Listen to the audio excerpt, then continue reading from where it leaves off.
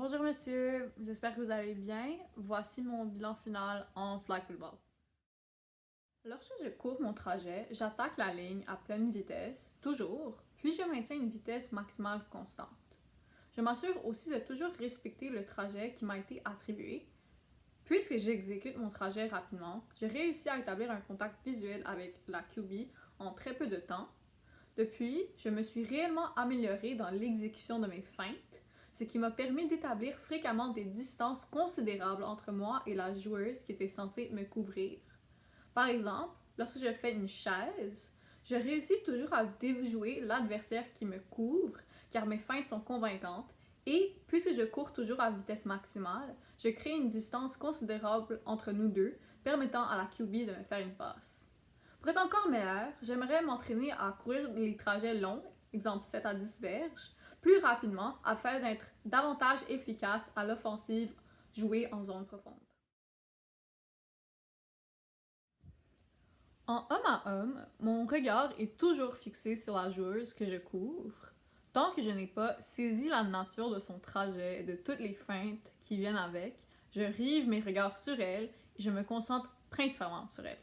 Ceci me permet de facilement et rapidement suivre ses mouvements et de ne pas me laisser déjouer, assurant ainsi un marquage rapide et efficace. Je suis capable de la suivre aisément, peu importe si elle va en zone longue ou fait de nombreuses feintes en zone courte. Lorsqu'on joue en 2-3 ou en 3-1, soit en zone, je m'assure de suivre les mouvements généraux des joueuses adverses et de repérer la direction du ballon lancé afin de pouvoir rapidement réagir et d'aller soutenir les joueuses dans la zone défensive où la passe se produira.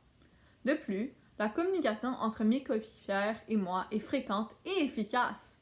Donc, on est rapidement capable de sélectionner une stratégie défensive qui s'adapte au jeu offensif qu'on pense se produira. Par exemple, lorsque les adversaires ont dépassé la ligne de mêlée près de la zone début et que la QB ne peut plus courir, on ne met pas une rusheuse, on adopte plutôt une défensive 3-2, soit 3 joueuses placées en avant et 2 en arrière. Pour être meilleur, je devrais moins sous-estimer les capacités de la QB. Je m'explique. Par exemple, lorsque ma joueuse court un trajet long et se retrouve très loin de la QB, je me permets de me retourner plus fréquemment pour regarder le trajet du ballon, réduisant mon contact visuel avec la joueuse que je couvre. Toutefois, certaines QB n'ont aucune misère à compléter des passes de 50 verges, donc il ne serait pas sage de cesser de toujours regarder ma joueuse juste parce qu'on se trouve à des dizaines de verges de la QB.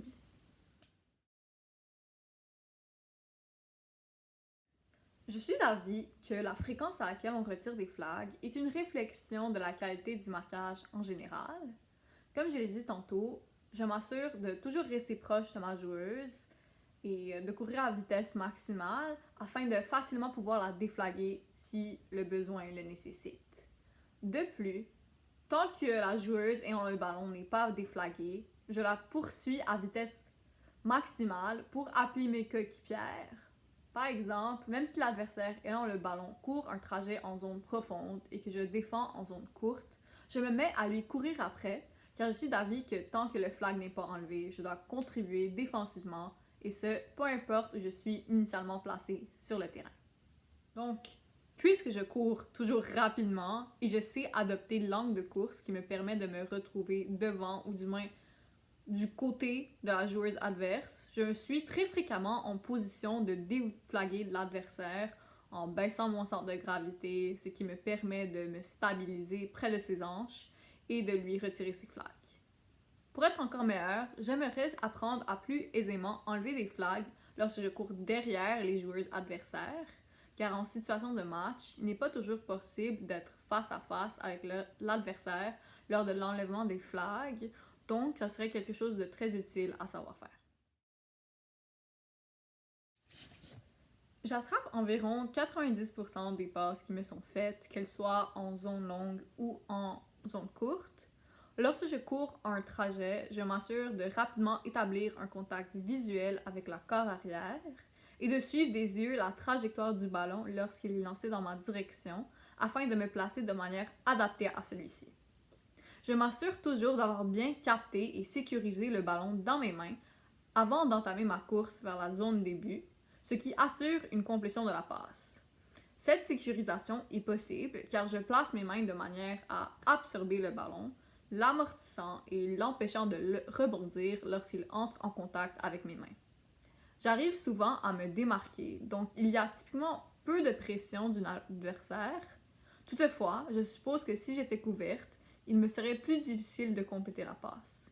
De plus, je ne considère pas que je rabats ou intercepte le ballon assez régulièrement en défensive pour m'attribuer le niveau 4. Mais, somme toute, j'attrape très fréquemment mes ballons lorsque je joue en attaque.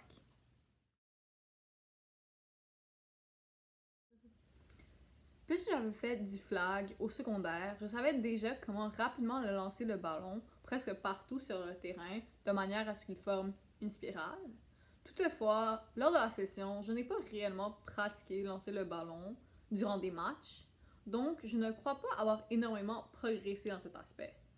Je sais que mes passes ne sont pas toujours précises et que je pourrais les faire plus rapidement, mais en général, mon exécution du lancer du ballon est très bonne.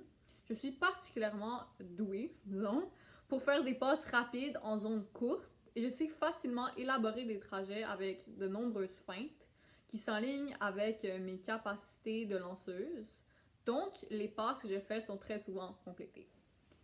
Il y a donc une différence de 6 points entre mon niveau initial et mon niveau final. Puisque je me sens pas à l'aise de m'attribuer la note de 40 sur 40, je me donne un 39 sur 40, grande différence. Je trouve que oui, je me suis beaucoup améliorée durant cette session, mais je suis sûre qu'il reste un ou deux éléments sur lesquels je pourrais travailler davantage. Toutefois, je sens que j'ai fait des réels progrès pendant la session et je me suis beaucoup amusée pendant ce progrès. Merci, monsieur, d'avoir donné ce cours. C'était vraiment un réel plaisir de vous avoir commencé. Merci et bonne reste de session.